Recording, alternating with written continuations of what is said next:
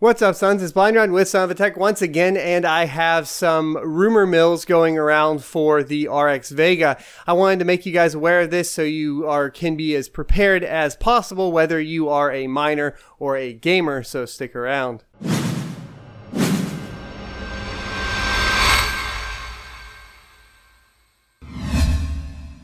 In a recent forum post on the overclockers in the UK, so overclockers.net or whatever, and the UK forums, which would be like .co.uk.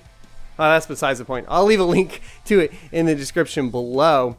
A forum poster did come out and say that there is a rumor, or not a rumor, he said that he spoke with a board partner that is now saying that the hash rate of RX VEGA 64 is 70 to 100 mega hash.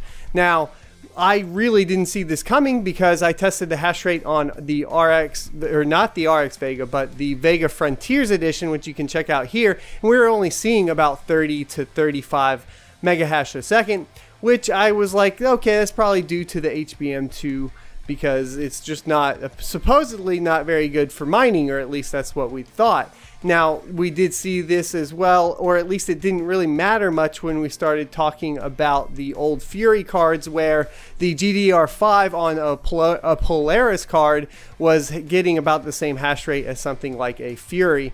However, those were still decent miners for the cost to power consumption, etc.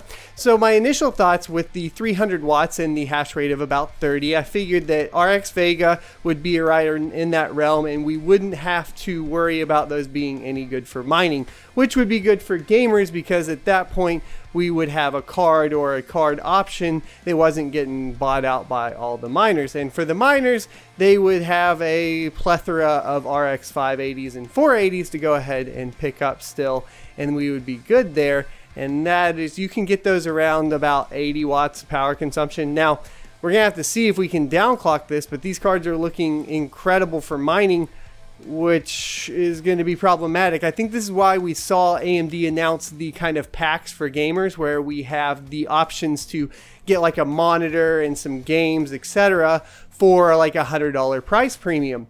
Now, while that would typically block miners a little bit, and I think that's what their intention was from purchasing these, $100 price premium, as we've seen, isn't going to stop that. So the moral of the story, though, is this. If you're going to be looking into purchasing a VEGA GPU and you're a gamer, or even if you're a miner, the best option is probably going to be a pre-order, but I don't like pre-ordering products without knowing exactly what they do. I'm hoping that the Frontiers edition gets the unlocks. There are some features coming out with RX VEGA that are supposed to be unlocked on the Frontiers edition. I'm hoping that comes a little bit before the release of RX VEGA, so I can test some stuff out and see where we're actually at, but that's yet to be seen at this point. On the good side of things, though, if these cards really do perform that well with mining, they will be highly desirable by the miners, and then we will see a drop in the kind of premium or price premiums on GTX 1080s and 1070s, which means you could, in theory, pick one of those up